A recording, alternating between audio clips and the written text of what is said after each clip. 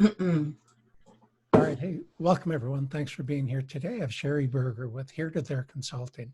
Sheri, welcome. Good morning. Good to see you. Thank you. Absolutely. You bet. I know you've been out of town for a bit. Welcome back. Oh, thank you. Yes. It's like some vacation and went camping. So yeah, we're back.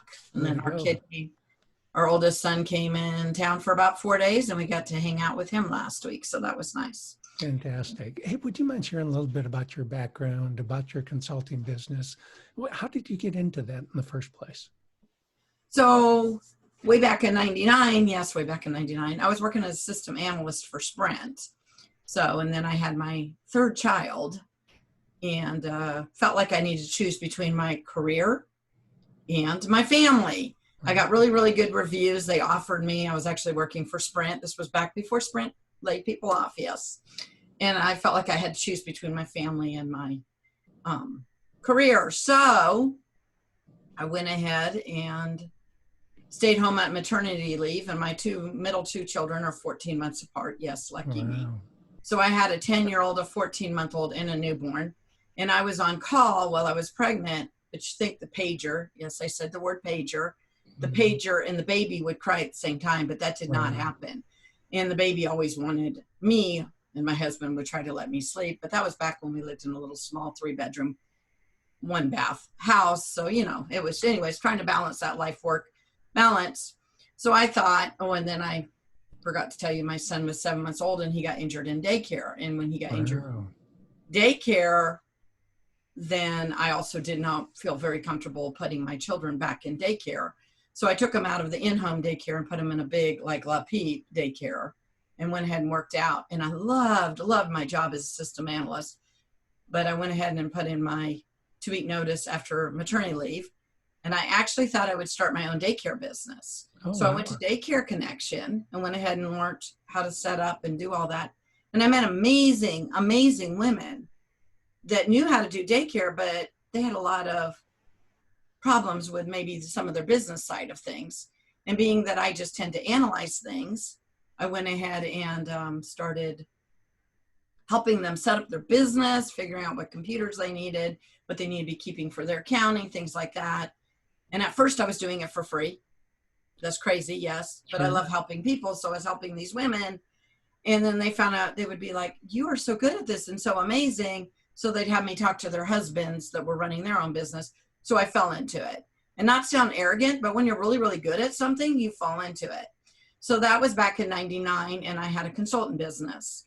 And so at the time I had Berger Consulting business. And so I went ahead and ran Berger Consulting business for a while. But then 9/11 happened, and I was pregnant with number 4. Wow. And I don't like to call myself a victim. I'm an overcomer of 9/11, but I lost my brother in the Pentagon 9/11. Yes. And I was pregnant through all that. And he never ever got identified, and he was Navy. So it took him a minute to be identified. So needless to say, that all put us in a whirlwind of things. And then we had some other things. We got ripped off in a house shortly after that. We had a lot of, I call them Job moments. Right. You guys Christian would understand the book of Job. We had about 2.5 years of nonstop stuff. So we cleaned up all that. And then I did jobs like, I did all the conversions for Hy-Vee. I converted all their computer systems over. Wow. I taught at Brown Mackey. I taught at JUCO. People would tease and say, Sheri will teach anything. It had to be accounting, business, or intro to computers. My background, obviously. So when I went ahead and I was teaching and doing things like that, my daughter ended up with asthma because the house that we got ripped off back, I told you about in 2002, she was only 10 weeks old and she had a code blue twice. Uh-huh. And she was, because it had Stachybotrys mold, which is that black toxic mold. So she spent the first 2 years of her life in and out of the hospital. Well, in saying that, when she was about 8, I realized her asthma was better. I was doing whatever survival like moms do, jobs. And I told you all the different jobs I was holding. Sure. My husband ran his own business for a while. I worked for him as well. Or actually he worked for me, ha, ha, ha. No, but I helped my husband when he did his own construction business. So I was just doing whatever I had to do to be a mom. So in 2008, 2009, my daughter was about 8, 9 years old.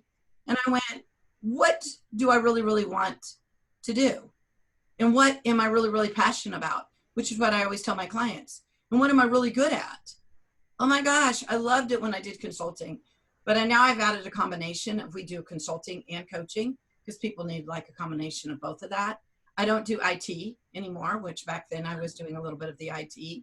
I have people that do that for me. But yeah, I go ahead and I sit down with my clients and figure out what their needs are, what their pain points are. And then we come up with a custom plan.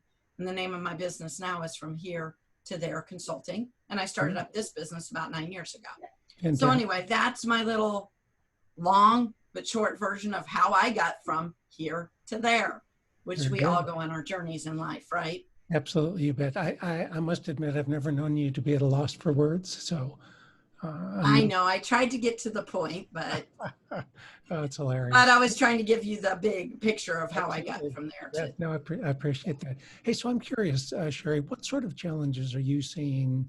We had folks, kind of have to retreat, stay at home for a while.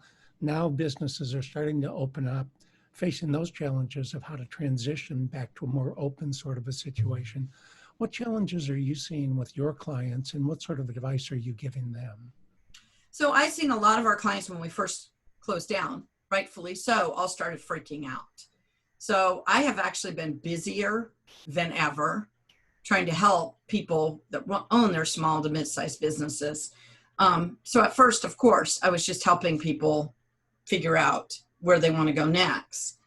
Over time, I've seen businesses figure out that they need to pivot. We all had our business plan or our goals set up for January. Well, most business owners. Sure. But has anything went the way that you planned, Tim? I know nothing's went the way I've planned. Yeah, for sure. So business owners have had to do a lot of pivoting and changing the way they're doing it. And a lot of it has been bringing their stuff online, figuring out their business plan. And like I said, at first, I felt like a lot of the business owners were freaking out. And like I said, that was rightfully so. But at this point, I have a lot of my clients that have obviously pivoted and made changes. And I've helped them, guide them, and direct them to where we need to maybe pivot or make a change. And I find that the businesses that are being very, very successful are the ones that are more adaptable.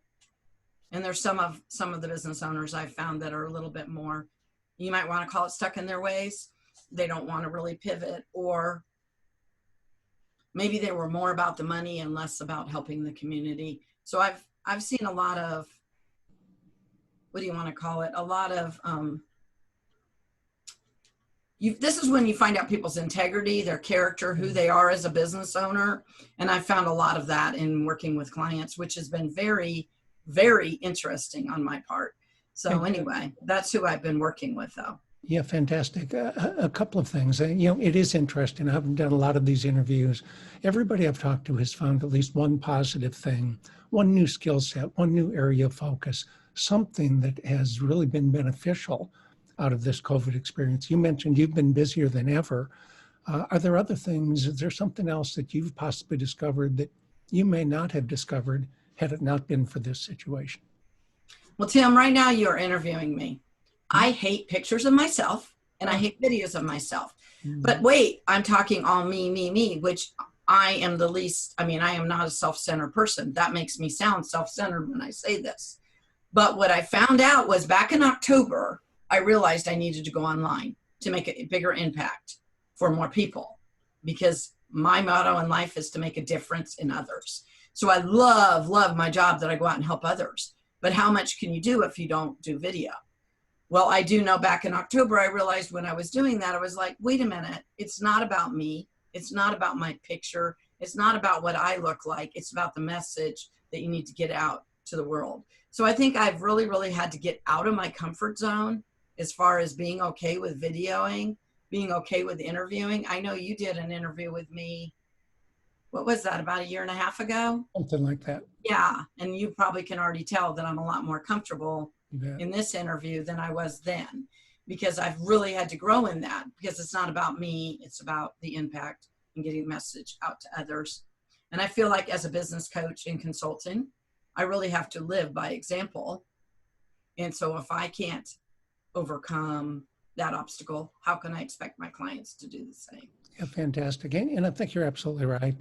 Myself included, I think we've all had to learn new things, get way more comfortable doing this video stuff. I'm used to being on the other side of the camera, so this was a new experience for me as well. So again, it has stretched all of us, I think. Hey, so Sheri, I'm curious as we wrap up a little bit here. I've got to say, you're one of the most positive people that I come in contact with on a consistent basis.